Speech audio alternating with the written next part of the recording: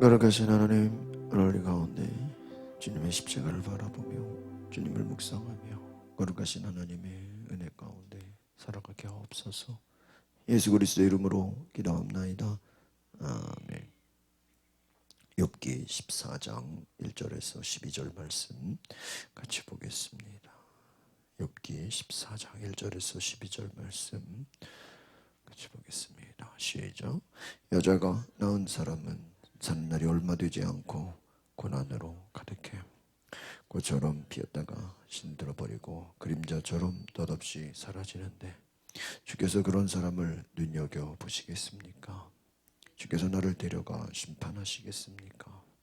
누가 더러운 것 가운데 깨끗한 것을 낼 수 있겠습니까? 아무도 알 수 없습니다. 사람이 사는 날이 정해져 있고 그 달수가 주께 있는 것을 보면 주께서 사람이 넘을 수 없는 한계를 정해주신 것입니다.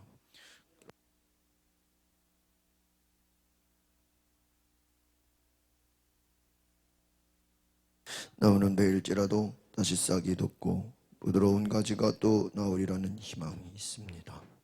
땅 속에서 그 뿌리가 늙고 그 밑동이 흙 속에서 죽는다 해도 물 기운이 있으면 그 싹이 돋아나고 새로 심은 듯이 가지가 나옵니다.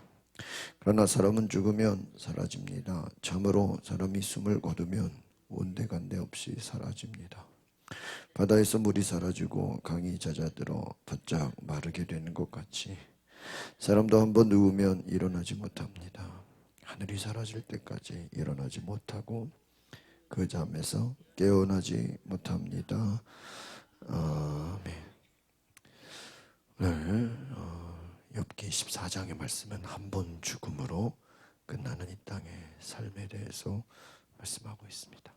욥기를 보면 우리가 또 한편의 시를 읽는 것처럼 욥의 고백과 또 그 속에 하나님을 향한 또 욥의 마음이 나와 있습니다. 우리의 인생이 무엇인가? 우리는 매우 큰 어려움에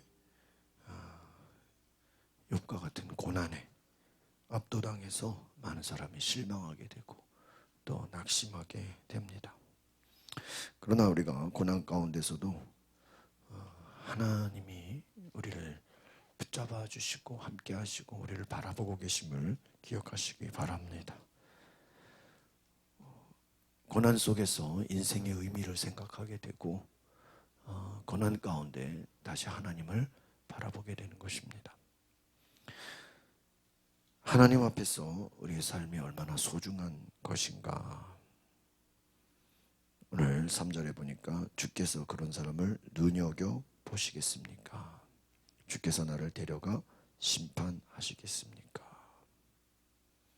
1절에 보니까 여자가 낳은 사람은 사는 날이 얼마 되지 않고 고난으로 가득하다. 이 욥의 삶을 보니까 자신의 삶이 고난 가운데 너무나 힘든 것이죠. 욥이 고난이 너무 컸기 때문에 자신의 삶이 무의미해 보이고 무가치해 보였다라는 것입니다. 여러분, 고난이 너무나 커서 모든 것을 다 삼켜버리는 것 같은 그런 두려움이 임했습니다. 고난이 주는 두려움은 무엇입니까? 해결될 것 같지가 않다는 거예요.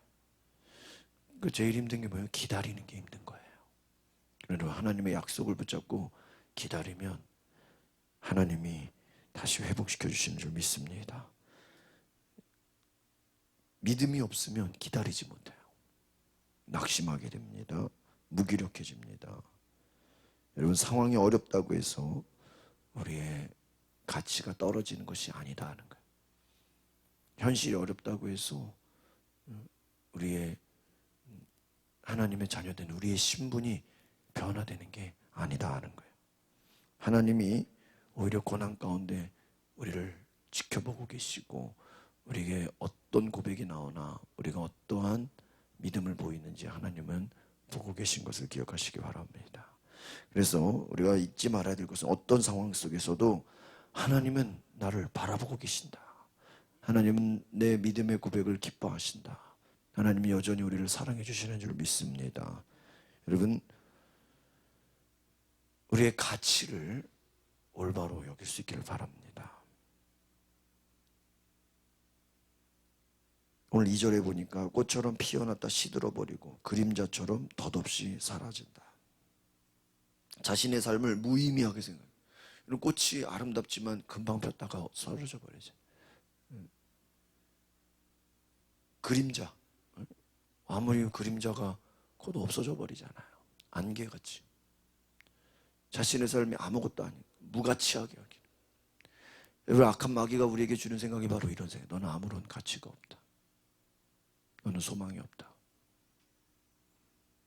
코로나로 인해서 젊은 세대들이 희망을 잃어가고 있다는 것, 많은 우울증에 빠지고 있다는 것, 자신의 가치에 대해서 아주 그냥 진짜 꽃처럼 그림자처럼 자신의 가치를 무의미하게 생각한다는 것. 여러분, 하나님은 우리를 그렇게 무가치하게 여기지 않습니다. 존귀한 자다. 너는 소중한 자다. 하나님이 우리를 귀하게 여기시는 줄 믿습니다. 이것이 우리 믿음이에요. 그러니까 고난 가운데 우리가 우리 스스로를 가치 있게 여기는 은혜가 있기를 바랍니다. 3절에서 6절까지는 거룩한 삶에 대해서 하나님 앞에서 거룩하게 살아야 된다는 것이죠. 욥은 자신의 인생을 하나님이 눈여겨보시기 때문에 고난을 당한다 이렇게 생각해요. 죄를 발견하고 벌하실 수밖에 없으니 차라리 하나님이 나를 안 봤으면 좋겠다는 거. 그러니까 지금 친구들이 뭐라 그랬어? 넌 죄가 있어서 심판을 당하는 거야. 그러니까 욥의 입장에서 뭐예요? 하나님이 나를 안 봤으면 심판하지도 않았겠거니라고 생각하는 거예요.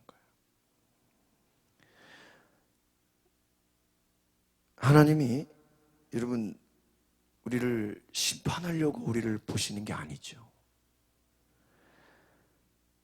하나님은 우리를 용서하시고 우리에게 은혜를 베푸시고 우리를 구원해 주시고 우리에게 선한 길로 인도하는 분이신 줄 믿습니다. 여러분, 우리가 십자가를 생각할 때 우리의 인생이 얼마나 중요하고 우리가 얼마나 하나님 앞에서 거룩한 존재로 변화되는지에 대해서 우리가 생각을 해야 됩니다. 하나님 우리를 벌하려고, 하나님 우리를 지옥에 보내려고 만드신 게 아니라는 거예요. 우리는 하나님의 목적이 우리를 예수님을 닮게 하고 하나님과 같이 축복의 은혜로 그 선하신 계획 가운데 우리가 살게 되기를 원하시는 것입니다. 하나님의 소원은 뭐예요? 예수님을 닮는 거예요. 십자가를 통해서 부활의 영광에 참여하는 거예요. 십자가를 통해서 우리의 죄가 죽고 주님과 같이 거룩한 삶을 사는 것이에요. 하나님의 소원은 우리가 고난이 없는 게 하나님의 목적이 아니에요. 우리가 거룩하고 정결한 삶을 살게 되는 것인 줄 믿습니다. 성령 안에서 주님을 닮아가는 삶을 살기 원하는. 여러분, 우리의 신앙의 목적이 축복이 목적이 되면 안 돼요. 그러면 죄를 범하고도 축복만 받으면 단 줄 알아요. 거룩하지 않아도 축복이면 다 되는 것이 아니에요. 우리 특별히 감리교회 신앙은 거룩한 삶, 성화된 삶을 추구하는 것인 줄 믿습니다. 그래서 과정이 중요한 거예요. 결과만 좋으면 다 되는 식이 아니라는 것이죠. 오늘 우리가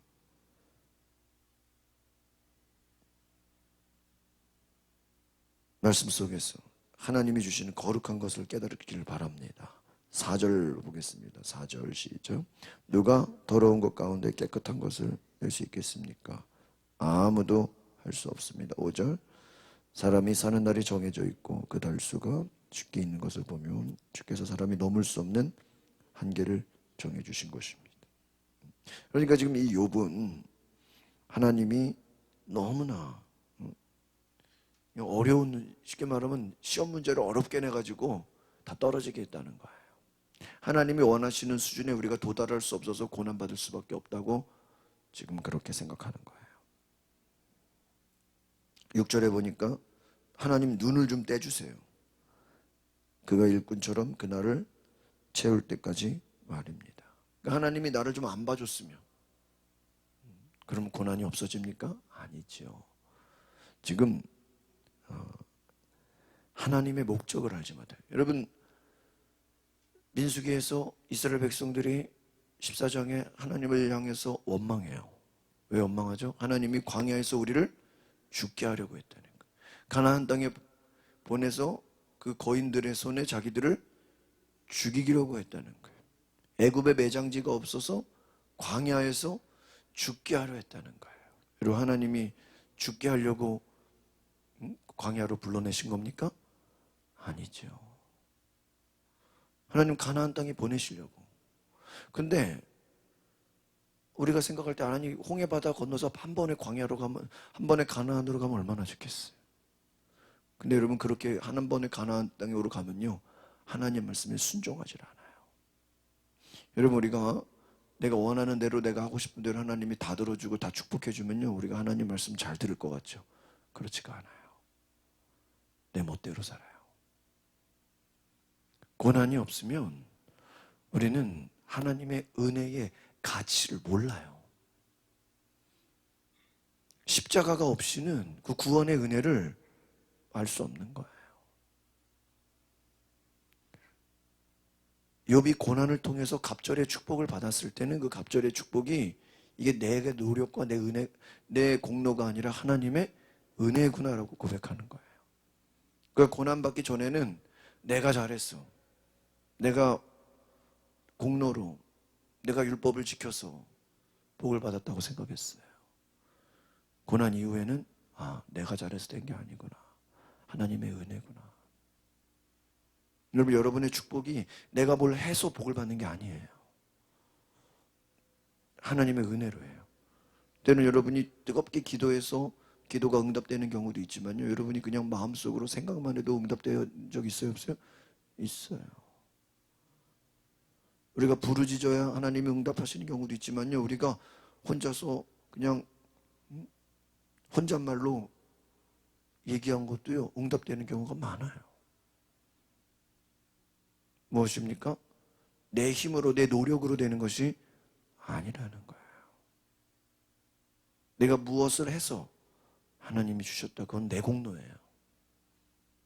많은 사람들이 간증할 때 그 간증의 오류 중에 하나가 내가 이렇게 했으니까 하나님이 역사했다, 그거에 빠지게 되면요, 나중에 그렇게 했을 때 하나님이 응답 안 하면 어떡할 건데요? 그럼 사람이 시험에 빠지게 돼요. 또 나는 이렇게 해서 됐는데 다른 사람은 그렇게 해서 안 됐으면 어떻게 되는 거예요? 하나님은 우리의 생각대로 그렇게 움직이는 분이 아닙니다. 때로는요, 우리가 기도를 해도 하나님이 역사하실 때 응답을 들어줄 때가 있고요, 때로는 우리가 더 많이 기도했는데 하나님의 응답을 들어주지 않을 때도 있어요. 그러나 하나님 거기에 우리가 실망하지 않고 계속해서 믿음으로 나가기를 원하시는 줄 믿습니다. 여러분, 코로나가 단계가 낮아졌다고 어떤 사람 예배드리고 조금 올라가면 안 나오고, 좀 낮아지면 교회 오고, 올라가면 안 나오고, 얼마나 왔다 갔다 하는 신앙이 되겠습니까? 저는 개인적으로 이렇게 막 무슨 특별 새벽기도, 뭐 특별 무슨 이런 걸 개인적으로 별로 안 좋아해요. 왜냐면 제가 이렇게 부교육자로 이렇게 많이 교회들 보면은 뭐 특별 새벽기도 할 때는 뭐 우르르 나왔다가 그 다음날 되면 하나도 안 나오고, 뭐 부흥회 할 때는 다 나왔다가 뭐 수요예배, 금요예배는 하나도 안 나오고, 네. 그런 걸 너무 많이 봐서 별로 막 특별 뭐 이런 거 다뤄가는 걸 별로 안 좋아해요. 사람들이 그냥 그때만 하면은 다 되는 걸로 생각해요. 그렇지가 않습니다. 하나님은 고난을 주는 것이 우리를 거룩하게 하기 위함이에요. 우리를 깨끗한 삶을 살기 위한 거예요. 우리를 정결하게 단련시키기 위함이에요. 축복의 그릇으로 만들기 위함이에요. 세 번째, 7절에서 12절까지 말씀은 하나님은 우리에게 소망을 주신다는 것입니다. 욥이 자신의 삶이 너무나도 못났다고 말합니다.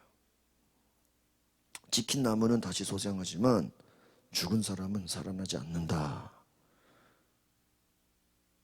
절망하고 있어요. 영혼을 바라보지 못하고 있어요. 나무보다 못한 존재. 나무는 겨울에 죽었고 다시 살아나잖아요. 그런데 인생은 끝났다고 생각하는 거예요. 여러분, 하나님을 바라보는 자들은 소망을 가지고 살아가야 되는 줄 믿습니다. 하나님의 형상대로 살아가는 자들은 죽음 이후에도 부활이 있는 거예요. 7절에 보니까 한번 읽어볼까요? 시작. 나무는 베일지라도 다시 싹이 돋고 부드러운 가지가 또 나오리라는 희망이 있어요. 땅 속에서 뿌리가 늙고 그 속에서 죽는다 해도 9절에 보니까 새로 심은 듯이 가지가, 나무는 죽은 것 같아도 다시 살아나는데 10절에 보니까 사람은 죽으면 사라집니다. 참으로 사람이 숨을 거두면 온데간데 없이 사라집니다. 아니죠. 지금 사람이 나무보다도 못하다고 얘기하고 있는 거예요. 나무는 죽었다가 살아나는데 사람은 죽으면 끝이라고 얘기하고 있는 거예요. 여러분, 영원한 나라의 소망을 가지시기를 바랍니다. 이 욥은 지금요, 사람은 소망이 없다는 거예요. 빨리 죽었으면 좋겠다는 거예요. 12절 보겠습니다. 시작. 사람도 한번 누우면 일어나지 못합니다. 하늘이 사라질 때까지 일어나지 못하고 그 잠에서 깨어나지 못합니다. 지금 욥의 신앙은 뭐예요? 죽으면 끝이라는 거예요. 빨리 죽었으면 좋겠다.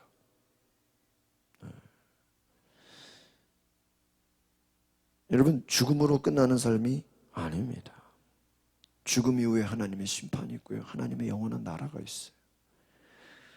고난 가운데 욥은 자신의 인생이 아무것도 아니다, 무가치한 삶이다, 나는 지금 하나님이 나를 고생시키고 있다, 빨리 죽었으면 좋겠다, 불평하고 원망하고 있습니다. 믿음이 하나도 없는 거예요. 그러니까 우리가 욥을 통해서 알 수 있는 게 뭐예요? 아무리 대단한 사람이라도요, 고난을 겪어봐야 그 사람의 진짜 믿음을 보게 되는 거예요. 진짜 믿음을. 고난 가운데 그것이 진짜 믿음이에요. 여러분, 고난 가운데 예배하는 게 진짜 믿음이에요. 없는 가운데도요, 11조 드리는 게 진짜 믿음이에요.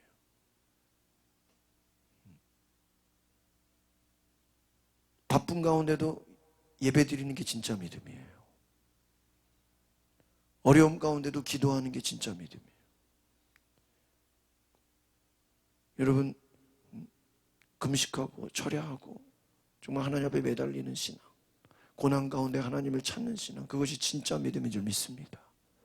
하나님 앞에 여러분 진심으로 나아가십시오. 끝이 아니라 새로운 시작이 되는 줄 믿습니다. 그래서 어려울수록 더 믿음을 보이시기 바랍니다. 힘들수록 더 예배하시고 더 기도하시고 하나님의 믿음을 보이세요. 그러면 여러분, 고난이 갑절의 축복으로 변화되는 줄 믿습니다. 많은 사람들이 고난 가운데 불평하고 원망합니다. 다 끝났다고 얘기. 12명의 정탐꾼이 여호수아 갈렙만 빼고는 다 뭐예요? 악평했다 그랬어요. 악평했다. 저주하고 원망하고 불평하고 불신앙의 고백입니다. 여러분, 욥이 정신 차리고 하나님을 찬양했다면, 믿음으로 하나님을 높였다면, 승리를 구했다면 얼마나 은혜로웠을까. 왜 이 욥의 답답한 내용들이 이 성경 말씀에 있을까? 이것은요, 우리를 보여주는 거예요. 아무리 겉으로 믿음 좋은 사람도 고난 가운데 욥처럼 이렇게 될 수 있다라는 것을 뭐예요? 보여주고 있는 거예요. 그러니까 욥처럼 이렇게 되면 돼요? 안 돼요? 안 되는 거예요. 오히려 어려울수록 다윗처럼 승리를 찬양하고 하나님을 의지하고 어려움 가운데도 믿음으로 나아가는 승리하는 여러분 되시기를 바랍니다. 오늘 여러분 기도할 때 오늘 욥처럼 이런 고백하지 않도록, 마귀가 우리를 이와 같은 고백을 하게 만든다는 거예요. 너의 인생은 쓸모없다. 넌 죽으면 끝난다. 넌 아무것도 아니다. 무가치하다. 하나님이 너를 고생시키고 있다. 여러분, 오늘 이 말씀을 생각하시면서 반면교사로 삼으시길 바랍니다. 어려울수록 더 믿음을 보이시기를 바랍니다. 인생은 존귀한 것이고 거룩한 것이고 소망 있는 세 가지를 기억하시길 바랍니다. 거룩하신 하나님, 하나님 우리를 존귀하게 만드셨습니다. 하나님 우리를 거룩한 삶으로 인도하십니다. 하나님 우리에게 소망을 주시는 줄 믿습니다. 우리가 하나님 안에서 존귀한 삶, 거룩한 삶, 소망을 믿음의 삶에 고백을 하게 하옵소서. 예수님의 이름으로 기도합나이다. 아멘. 우리 시간에 기도하실 때 하나님, 내가 하나님 안에서 존귀한 자임을 알게 하옵소서. 하나님 안에서 내가 거룩한 삶을 살게 하시고 소망을 갖고 믿음으로 나아가게 하옵소서. 우리 다 같이 주여 한번 부르고 동성으로 기도하겠습니다. 주여 거룩하신 하나님, 오늘 내 가운데 하나님 역사하여 주시옵소서. 주님 믿음을 잃지 않게 하여 주시고 주님 성령으로 임하소서. 거룩하신 하나님, 주님